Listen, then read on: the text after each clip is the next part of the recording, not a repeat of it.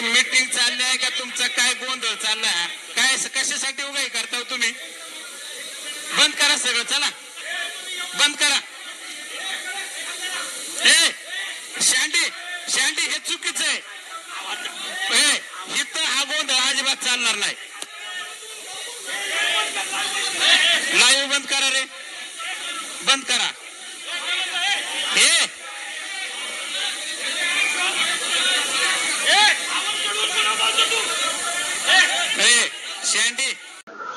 नमस्कार मित्रांनो, माझं नाव प्रशांत निकम आणि महाराष्ट्र माझा या चॅनलमध्ये तुमचं सर्वांचं स्वागत आहे. मित्रांनो, जर चॅनलला सबस्क्राईब केलं नसेल तर सबस्क्राईब करा, कारण आपण असेच नवनवीन विषय घेऊन येत असतो. तर मित्रांनो, आजचा विषय सुद्धा खूपच सेन्सिटिव्ह आहे. थंबनेलवरून तुमच्या लक्षात आलं असेल की बैलगाडा क्षेत्रातील एक कोहिनूर हिरा म्हणजे आपले यूट्यूबर सँडी भाऊ यादव यांना काल जी आपल्या बैलगाडा क्षेत्रातील जी वार्षिक सभा झाली किंवा मीटिंग झाली असं म्हणता येईल, त्याच्यामध्ये त्यांना धक्काबुक्की झाली आणि मारहाण करण्याचा प्रयत्न झाला. तर अतिशय ही निंदनीय गोष्ट आहे. कारण ज्या माणसाने या बैलगाडा क्षेत्राचे दोन भक्कम जर काही पैलू असतील तर ते म्हणजे आपला रसिक मायबाप. बरीच लोक म्हणतात यांना बैल नाही, यांनी शेळी घेऊन दाखवा, हे करून दाखवा. पण जर प्रेक्षकच नसेल, प्रत्येक पाहणाऱ्यांकडे काही बैलगाडी आहे, बैल आहेत, मोठमोठे 50 लाख 60 लाखाचे असं नाही, पण जो प्रेक्षक वर्ग तिथं जमा होतो आवडीने, त्याच्यामुळे त्या बैलगाडा क्षेत्राचं जे शर्यत आहे त्याला आणखी म्हणजे मानाचा एक असा मुकुट लागतो. म्हणजे आपला प्रेक्षक वर्ग हा एक मायबाप आहे. आणि दुसरी गोष्ट, ज्यांनी युट्यूबरनी म्हणजे सँडी भाऊ यादव यांनी आज या बैलगाडा क्षेत्राला गेली 10 वर्ष देऊन ही बैलगाडा शर्यत 7 समुद्रा पलीकडे सुद्धा पोहोचवण्याचं काम केलं.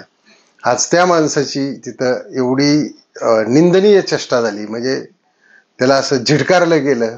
तर सर्व युट्यूबर बंधूंनाही माझी विनंती आहे की तुम्ही पण जास्त कसं आहे की जास्त वाढून पण तिथं काय करत जाऊ नका, किंवा एखादी मुलाखत घेताना सुद्धा तुम्ही इतकं काय करता की जसं काय तुम्हाला ते धंदा सोडून दुसरा काही धंदाच नाही.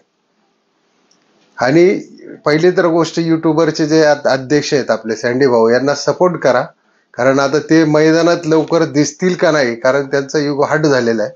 आणि पर्यायाने खरोखर ज्या माणसाने एवढी 9-10 वर्ष दिली की म्हणजे पूर्ण जे बंदीच्या अगोदर असेल किंवा बंदीच्या नंतरचं असेल, तर हे पूर्ण बैलगाडा क्षेत्रात जर एकमेव युट्यूबर किंवा जी मुलाखत घेण्याची त्यांची जी पद्धत आहे हे सगळ्यात उत्तम आहे. आणि हे काय होण्याचं कारण होतं की त्यांनी हे का झालं काल नेमकं, तर याचं सुद्धा तुम्हाला कारण कळलं पाहिजे. की त्यांचं काय म्हणणं होतं की पहिले तर विलास पैलवान काय म्हणले की तुमच्या कमेंट बॉक्स तिथं मुलाखत घेत असताना बंद करा. तर कमेंट बॉक्स जर बंद केला किंवा लोक मग लाईक जर नाही करायला लागले, तो यूट्यूब हा रीच देत नाही, त्याच्यामुळे व्हिडिओला कोणी एवढी लोक पाहणारही नाहीत. आणि दुसरी गोष्ट, कमेंट बंद केल्यानंतर अर्धी लोक तिथून निघून जातील, कारण बरीच लोक तिथं कमेंट वाचायला येतात, कोणी काय कमेंट केले काय नाही. अर्ध्यापेक्षा जास्त, जे समजा 50,000 व्ह्यू असतील तर 25,000 लोक त्यातली कमेंट वाचायला येतात. त्या कमेंट ऑफ केल्यानंतर युट्यूबरला काही पैसे तर मिळणार नाही, काहीच नाही. आणि एवढे काही युट्यूबरला पैसे मिळत नाहीयेत, याची खोचक गोष्ट आहे. पण आपण आता युट्यूबने असे काही त्यांचे नियम आहेत की पैसे किती मिळतात हे सांगू नये किंवा कशा पद्धतीने मिळतात.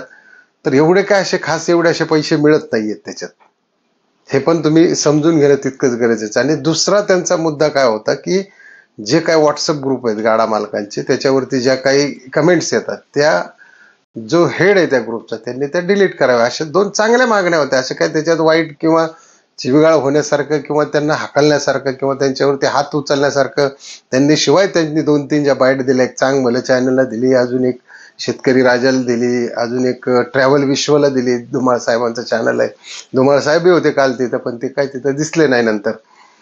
तर या चॅनलच्या माध्यमातून त्यांनी 4 वेळा माफी मागितली. मी जर चुकलो असेल तर मला माफ करा.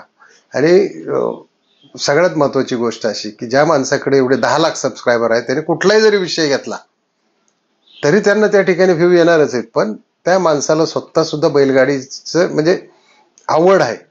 आम्ही सुद्धा बैलगाड्यांचे व्हिडिओ टाकतोच की. आपला सव्यागाचा सर्जा असेल, बकासूर असेल, मथुर असेल, विठ्ठल नानाचं दिवाने असेल, तेजा असेल, हे सर्व आम्ही सुद्धा आवडीने टाकतो. त्याच्यामुळे कमेंट करणाऱ्यांनी सुद्धा कसं आहे की आज विलास पैलवान म्हणले की तुमचा कमेंट बॉक्सच बंद करा. काय होते की कमेंट करणाऱ्यांनी सुद्धा थोड्या मर्जीत राहून कमेंट केलं तर चांगली गोष्ट होती. कारण हे बैलगाडा क्षेत्र आहे. आता तुम्ही जर कालची ती वार्षिक मिटिंग किंवा सभा जर पाहिली असेल तर अशा पद्धतीने पळणारा तर बैल आहे, नंदी आहे, पण इकडं एवढे नियम त्याला काटेकोरपणे लागले होते की जशी तयारी करणाऱ्या विद्यार्थ्यांना जसे नियम लागू होतात असे बैलगाडा क्षेत्र आहे. आणि सगळ्यात महत्वाची गोष्ट हे जे चाललं होतं काल ते निकालावरून चाललं होतं की तालुका पातळीवर यात्रा कमिटीने काय निकाल दिला पाहिजे किंवा तालुक्याची जी कमिटी असेल त्यांनी काय निकाल दिला पाहिजे किंवा वरिष्ठांनी जिल्ह्याचे किंवा वरिष्ठ जे आपले नितीनाबा शेवाळे आहेत किंवा पैलवान आहेत या कमिटीने कुठेही हस्तक्षेप नाही करणार म्हणून सांगितलं की तुम्ही खालच्या पातळीवर निकाल द्या. तर निकाल द्यायचा असेल तर जे आपले P3 यादव आहे, लाईव्ह आहे यादवांचं, की पुढची जी निकाल रेषा आहे त्याच्यावरती जर असा आडवा बांबू लावून आणि साईडला 2 हे करून जर मध्ये 5 कॅमेरे जर लावले 2-2 तासावरती एक कॅमेरा तर निकाल कुणाला म्हणजे स्पष्टच दिसेल. तिथं काय झालं की 2 कॅमेरे त्याच्यात बी त्याची क्लॅरिटी दिसत नाही. त्याच्यामुळे मग ते तोंडावर आहे का पायावर आहे का काय आहे का काय हे निकाल काहीही कळत नाही त्या ठिकाणी. त्याच्यामुळं तिथं जर 5-6 कॅमेरे वाढवले, थोडेफार पैसे जास्त देऊन जर 5-6 कॅमेरे वाढवले तर निकाल तिथं जागेवर जी यात्रा कमिटी आहे ती सुद्धा देऊ शकते किंवा बैलगाडा मालकाला सुद्धा दिसेल तिथे की आपल्या नंदी कुठे रेषेच्या आत आहे का बाहेर आहे का कोण पुढे आहे ते लगेच दिसेल. तिथं कॅमेरे वाढवले तरी हा प्रश्न मिटण्यासारखा आहे. पण हाच एक मुद्दा घेऊन काल दिवसभर कित्येक जण त्या ठिकाणी गोंधळ घालत होते आणि बऱ्याच म्हणजे एक चिठ्ठी पाहिजे, 2 चिठ्ठ्या पाहिजेत. आता 2 चिठ्ठ्याचा नियम, बरेच नियम तिथे चांगल्या पद्धतीचेही लागू केलेले आहेत. त्याच्यामुळे सगळ्यात महत्वाची गोष्ट अशी आहे की जी निकालावरून जी गडबड झाली आणि जी कमेंट बॉक्सवरून गडबड झाली हे दोन्ही सुधारण्यासारख्या गोष्टी. जर कॅमेरे तिथे जास्त लावले तर निकाल स्पष्टच दिसणार आहे. 2 तासावरती 1 कॅमेरा, मग 90 तास असेल त्याच्यावरती 1, 8व्या 7व्यावरती 1, ते दिसणार आहे सेपरेट. सगळं जर एकत्र कॉम्बिनेशन केलं तर कुठला नंदी किंवा कुठली गाडी पुढं आलेली आहे किंवा तिचा पहिला क्रमांक आलेला ते लगेच कळणार आहे. आणि दुसरी गोष्ट कमेंट बॉक्स तर काय कुणीही बंद करूच शकत नाही. कारण कमेंट बॉक्स करणारा मग तो युट्यूबर कसला. कारण लोक बरेच हे खास कमेंट वाचण्यासाठी आणि कमेंट पाहण्यासाठीच येत असतात. कुणाबद्दल आज काय बोललं गेलंय, कुणाबद्दल काय काय चर्चा चालू आहे मार्केटमध्ये, हे सर्वच. त्याच्यामुळं कमेंट हे बंद होऊ शकत नाही. फार फार तर एखाद्याने खूप वाईट कमेंट करत असेल आणि त्या युट्यूबरची इच्छा असेल तर तो तिथं जाऊन ती डिलीट करू शकतो. एवढं मात्र त्या ठिकाणी प्रामुख्याने होऊ शकतं. त्याच्यामुळे सर्व युट्यूबर्सला माझी नम्र विनंती आहे की आपल्या सँडी भाऊला सपोर्ट करा. की काय फक्त पैसेच कमवायचेत म्हणून मैदानात घुसू नका. जोपर्यंत सँडी भाऊला त्याचा सन्मान परत मिळत नाही, त्याची माफी मागितली जात नाही, तोपर्यंत कुठल्याही युट्यूबरने मैदानात जाऊ नका. कारण उद्या ही जर वेळ तुमच्यावर आली तर मग तुमच्यासाठी सुद्धा कुणी येणार नाही. त्याच्यामुळं जोपर्यंत आपल्या सँडी भाऊला न्याय मिळत नाही किंवा त्यांची माफी मागितली जात नाही, कारण त्यांची ही जी काल झालेली ही आहे म्हणजे त्यांच्या प्रती जी प्रतिक्रिया झाली व्यक्त की चल चल चल चल हे हे हे एखाद्याने हात उचलला, ही एवढ्या मोठ्या जुन्या युट्यूबर्सला जर असं होत असेल तर नवीन एखादा युट्यूबर नक्कीच मार खाईल किंवा कुणीतरी त्याला मारू पण शकतं तिथं.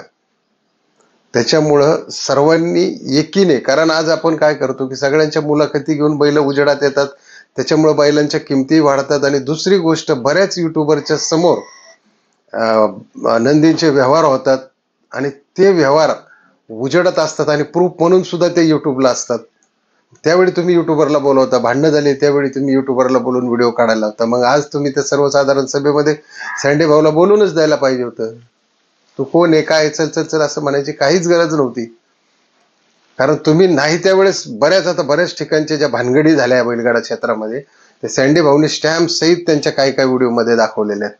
म्हणजे एवढं सडेतोडपणे त्यांनी या ठिकाणी काम केलेलं असताना अशा युट्यूबरची मानहानी करणं हे कितपत योग्य आहे हे आजच्या नवीन युट्यूबरनी समजून घ्या आणि सँडी भाऊला सपोर्ट करा. व्हिडिओ आवडला असेल तर नक्की लाईक सबस्क्राईब करा. जय हिंद, जय महाराष्ट्र.